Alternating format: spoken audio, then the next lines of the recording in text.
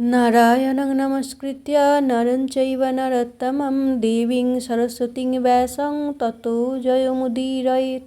নারায়ণ, মা সরস্বতী এবং ব্যাসদেবকে প্রণাম জানিয়ে, ভক্ত শ্রোতা বন্ধুদের শুভেচ্ছা জানিয়ে আজকের রামায়ণ কথা শুরু করছি। আমরা পাঠ করছি কৃত্তিবাসী রামায়ণের কিষ্কিন্ধাকাণ্ড থেকে। সীতার সন্ধান না পেয়ে পূর্ব, পশ্চিম এবং উত্তর দিক থেকে বানর সৈন্য ফিরে এসেছে। দক্ষিণ দিক থেকে বানর সৈন্য কিন্তু এখনও ফিরে আসেনি। তারা পাতালে প্রবেশ করেছে। দক্ষিণ পাতালে সীতার উদ্দেশ ও বানরগণের পাতালে প্রবেশ শীর্ষক অংশ আজ পাঠ করব। 3 দিকে বিফল হইল অন্বেষণ, দক্ষিণ দিকের কথা শুনহ এখন। দক্ষিণেতে যত ঠাট করিল প্রয়াস, বিন্ধ্যগিরি অন্বেষিতে গেলে 1 মাস। মাসেকের অধিক হইলে লাগে ডর, জীবনের আশা ছাড়ে সকল বানর। কেননা বলা হয়েছে যে 1 মাসের মধ্যে যদি ফিরে না আসে, সুগ্রীব তাদের সবংশে নিপাত করবে। বিষম দণ্ডক বন নাহিক উদ্দেশ, তাহাতে বানর সৈন্য করিল প্রবেশ। পূর্বে তথা ছিল এক ব্রাহ্মণ তনয়, 10 বর্ষ বয়স্ক সুন্দর অতিশয়। ওই বনের বনজন্তু তাহারে মারিল, পুত্র শোকে ব্রাহ্মণ বানরে শাপ দিল। তদবধি ফল জল নাহিক প্রচার, কোনো জীব জন্তু তথা নাহিক সঞ্চার। হেন বনে বানরেরা করিল প্রবেশ, তথা না পাইল তারা সীতার উদ্দেশ। দক্ষিণ দিকে এমন এক বনের সন্ধান পেলাম যেখানে ফল জল কিছুই মেলে না। কারণ কি? 10 বৎসর বয়স্ক এক ব্রাহ্মণ পুত্রকে বন্য জন্তু মেরে ফেলেছিল। তাই ব্রাহ্মণের অভিশাপে সেখানে ফল জল কিছুই আর পাওয়া যায় না। তেমন বনেও বানর সৈন্য প্রবেশ করে সীতার কোনো উদ্দেশ করতে পারলেন না। অন্য বন দেখিলে তাহারা সম্মুখে, জানকীর অন্বেষণে সেই বনে ঢুকে। সকল বানর গেল বনের ভিতর, দেখে এক রাক্ষস দেখিতে ভয়ঙ্কর। ধাইয়া আইল সে বানর খাইবারে, রুশিল অঙ্গদ বীর যুজিতে হাঁকারে। আয় বেটা বুঝি তুই লঙ্কার রাবণ, আমরা করিয়া ভ্রমি তোর অন্বেষণ। অঙ্গদে রাক্ষসেতে লাগিল হুড়াহুড়ি, হুড়াহুড়ি হইয়া উভয়ে জড়াজড়ি। কেহকারে নাহি জিনে উভয়ে শোষর, আঁচড়ে কামড়ে দোহে হইল জর্জর। ক্ষণে হেঁটে অঙ্গদ সে ক্ষণিক উপরে, টলমল করে ক্ষিতি উভয়ের ভরে। অঙ্গদ মুকুটি মারে রাক্ষসের বুকে, অচেতন হইল সে রক্ত উঠে মুখে। মুকুটি মানে ঘুষি মারল। যুদ্ধ লেগেছে অঙ্গদেতে রাক্ষসেতে। রাক্ষস মেরে গাছের তলায় সবাই মিলে বসে আছে। সকলের মনে সীতাকে না পাওয়ার দুঃখ।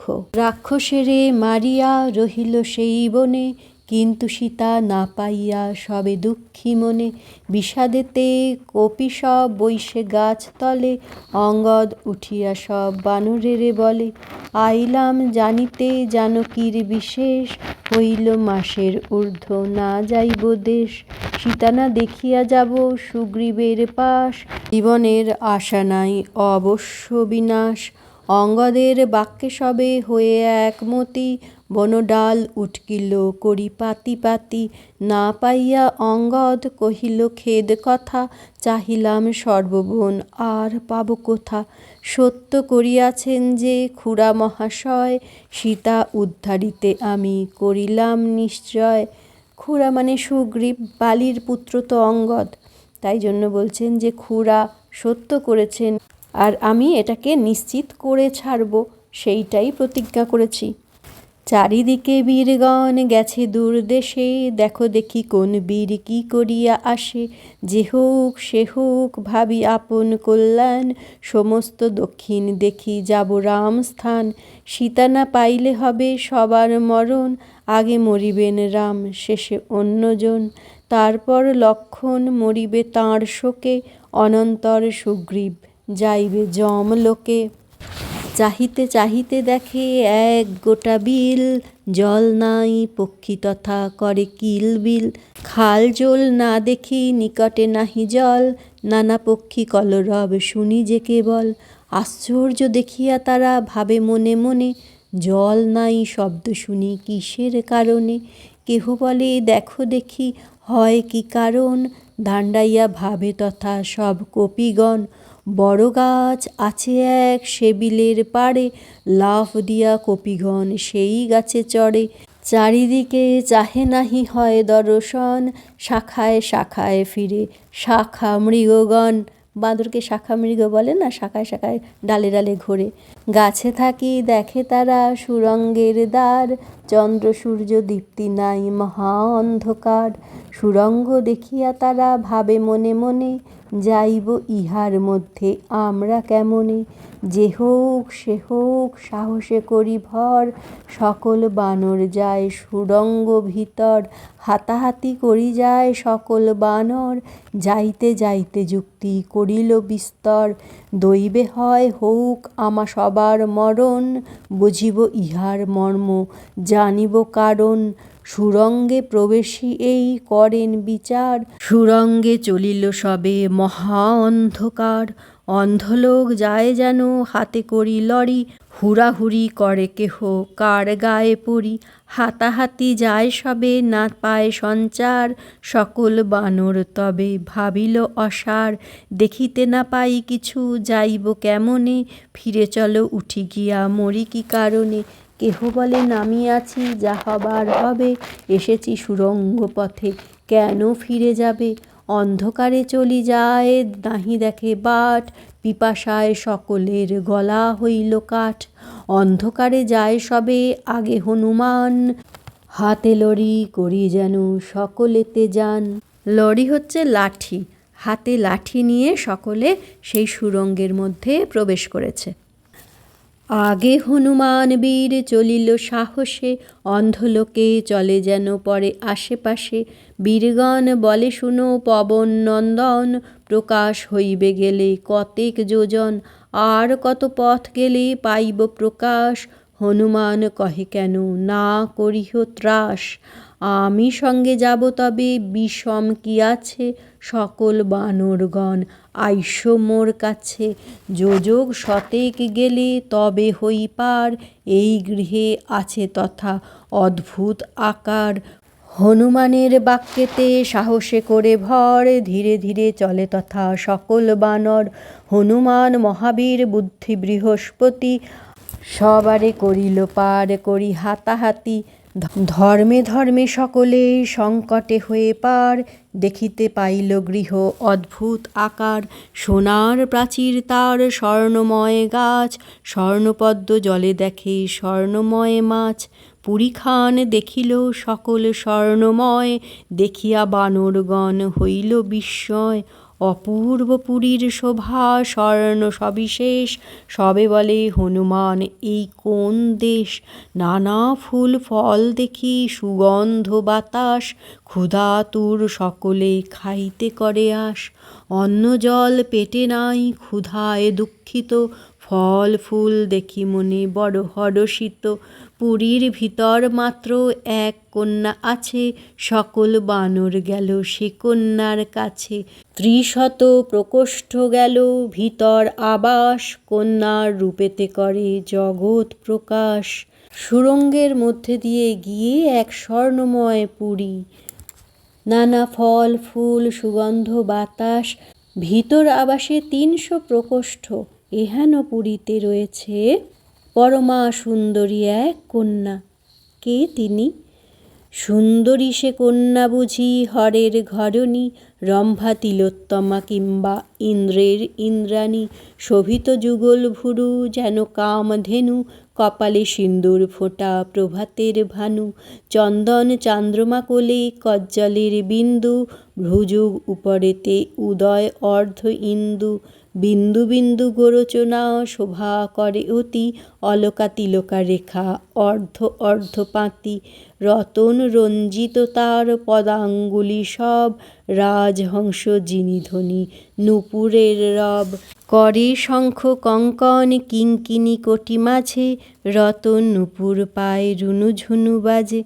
এত সাজসজ্জা করে রেখেছে, কপালে অলকা তিলকা আঁকা, কাজল রয়েছে চোখে, সিঁদুর পরা, হাতে শাঁখা রয়েছে, পায়ে রয়েছে নূপুর। কেইনি পৃষ্ঠে লোটে স্পষ্টরূপে প্রবালের ঝাঁপা, গৌর গায়ে গন্ধ করে গন্ধরাজ চাঁপা, ছড়া ছড়া বাজুবন্ধ শঙ্খের উপর, যেখানে যে শোভা করে পড়েছে বিস্তর। যেখানে যেখানে যেটা পড়লে মানায় সেই রকম অলঙ্কার পরিহিতা। কে এই কন্যা?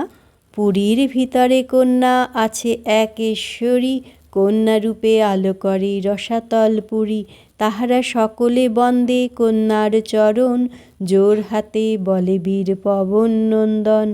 আমরা বানর পশু বনে করি বাসা, ক্ষুধায় না দেখি পথ, লাগিয়াছে দিশা, রাজভার গছিয়াছে জীবন অসার, খাল জল বন আদি চাহিনু সংসার, দুর্জয় পাতালেতে আমরা সবে আসি, তোমা দেখি বাঁচিলাম মনে হেন বাসি, হইলাম বড় তুষ্ট তোমারে দেখিয়া, পরিচয় দেহকন্যে তুমি কার প্রিয়া, বড়ই কাতর মোরা হয়েছি এখন, পরিচয় দেহকন্যা তুমি কোন জন, কাহার বসতি ঘর কার সরোবর, কৃপা করি কহ কন্যে শুনি অবান্তর, অপূর্ব পুরীর শোভা দিব্য সরোবর, কার পুরী আইলাম বড় বাসি ডর। কন্যা বলে শুনো বীর মম পরিচয়, সুমেরু পর্বত শ্রেষ্ঠ মম পিতা হয়, সম্ভবা আমার নাম, হেমা মোর সখী, হেমার বচনে আমি এই পুরী রাখি। দুর্জয় পাতালে এমন সুন্দর এক কন্যাকে দেখে বানরগণ বলছেন বড় তুষ্ট হয়েছি। একেই মনে হয় বলে সুন্দর মুখের জয় সর্বত্র। এখানে যদি কোনো বিকট দর্শনা, বিষম দর্শনা রাক্ষসী থাকতো, তাহলে কি বানরগণ তুষ্ট হতে পারত, এইভাবে কথা বলতে পারত? এই পরমা সুন্দরী কন্যার দর্শন পেয়ে বানরগণ যেন হাঁফ ছেড়ে বাঁচল। কন্যা নিজেই নিজের পরিচয় দিলেন। সুমেরু পর্বতের কন্যা তিনি, নাম সম্ভবা, হেমা তার সখী, হেমার বচনে এই পুরী রক্ষা করছেন সম্ভবা। হেমার পরিচয় এবং সম্ভবা চরিত্রটি এখানে আনার কারণ আমরা পরের দিন পাঠ করব। আজকে আর পাঠ দীর্ঘ করতে চাই না। আজকের রামায়ণ কথার এখানেই বিশ্রাম। আমরা সকলে মিলে শ্রীরামচন্দ্র এবং মা সীতা দেবীকে প্রণাম জানাই। রামায় রামচন্দ্রায় রামভদ্রায় বেধসে রঘুনাথায় নাথায় সীতায়া পতয়ে নমঃ। বন্ধুরা, আপনারা ভালো থাকবেন, সুস্থ থাকবেন, সঙ্গে থাকবেন। নমস্কার।